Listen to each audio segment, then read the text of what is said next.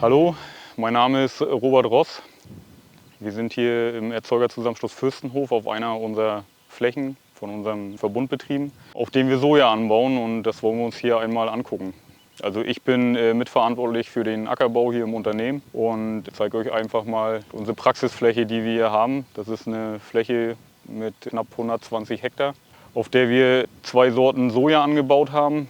Die Sorte Ceres und die Sorte Adelphia. Und ja, erstmal, warum machen wir das Ganze? Wir sind ein ökologisch wirtschaftender Betrieb und sind im Bereich Legehennenhaltung unterwegs mit allem, was dazugehört, und wollen Geflügelfutter produzieren.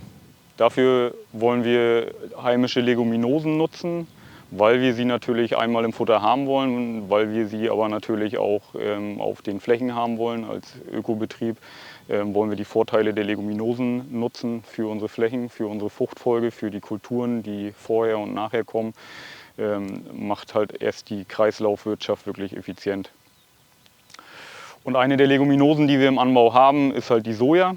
Die Soja ist, denke ich mal, gerade in unserer ziemlich nördlichen Lage von Deutschland und auch Mecklenburg-Vorpommern noch eine Nischenkultur. Bei uns tatsächlich im Unternehmen nicht mehr unbedingt eine Nischenkultur. Sie ist schon seit Jahren etabliert und wächst im Anbau. Wir haben mittlerweile dieses Jahr knapp 300 Hektar Sojabohnen im Anbau.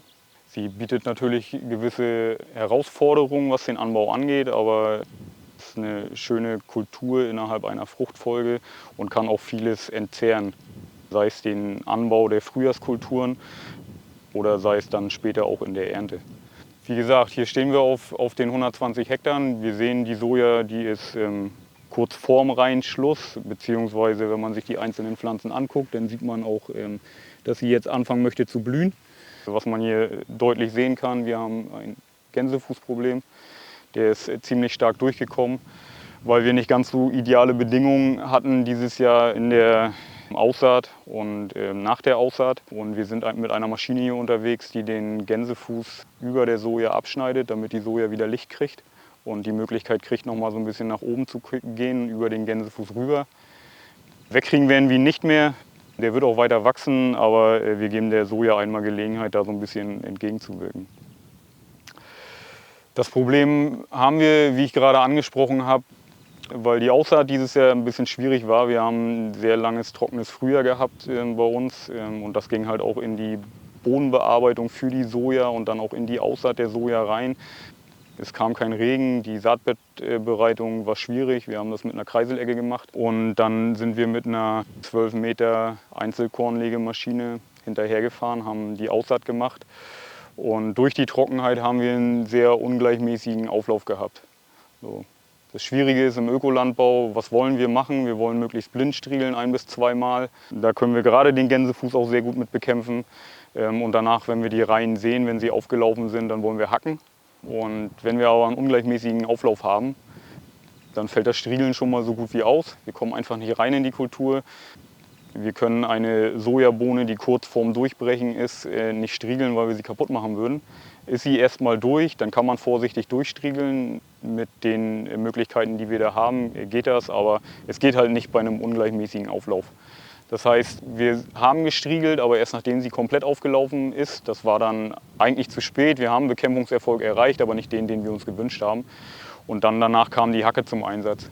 Die Hacke hat ihren Job gemacht, damit sind wir zweimal hier durchgefahren. Zwischen den Reihen ist es sauber, aber in den Reihen halt nicht. Das ist dann halt jetzt das Problem. Nochmal zu dem Thema Saatgut, was wir hier ausgebracht haben. Gelegt werden 60.000 Körner auf einen Hektar bzw. 60 Körner auf einen Quadratmeter. Das ist die Aussaatstärke. Bei der Soja ist es so, es ist ja eine Leguminose, das heißt, sie geht eine Symbiose mit Rhizobien, mit Knöllchenbakterien ein. Bei Leguminosen, die wir schon viel, viel länger anbauen in Deutschland, macht sie das einfach so. Man kann auch andere Leguminosen animpfen. In gewissen Bereichen macht man das auch. Bei der Soja macht man es immer, weil die Soja einfach nicht von hier kommt und diese Rhizobienstämme, die wir haben wollen für die Soja oder die die Soja braucht, die gibt es hier nicht. Deswegen impfen wir sie an. Das kann man auf verschiedene Art und Weisen machen. Wir machen es mit einem Flüssigimpfmittel.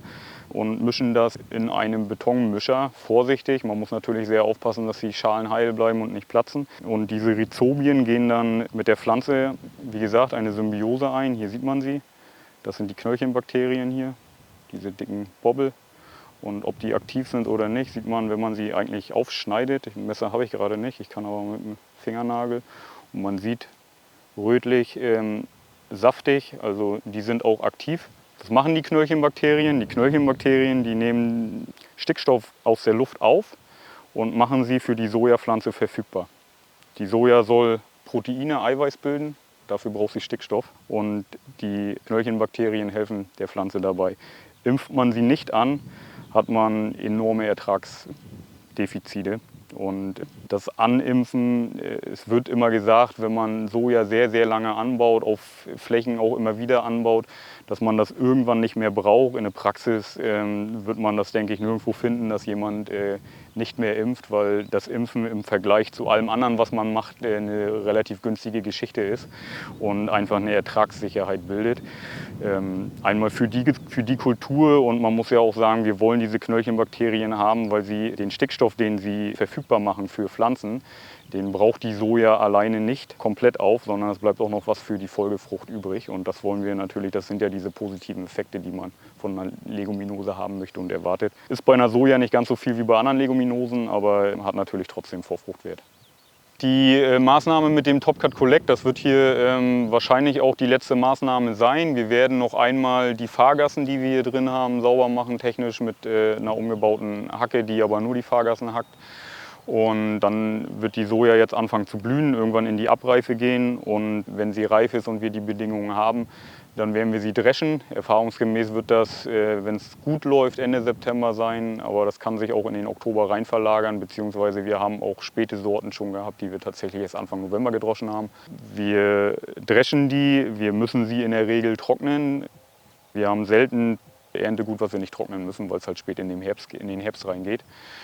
Ja, dann wird die Soja später getoastet, also thermisch aufbehandelt.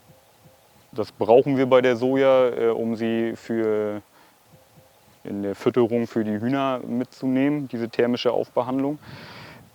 Und wenn sie getoastet ist, wird sie gepresst, zu Sojakuchen verarbeitet und kommt dann bei uns ins Mischfutter mit rein.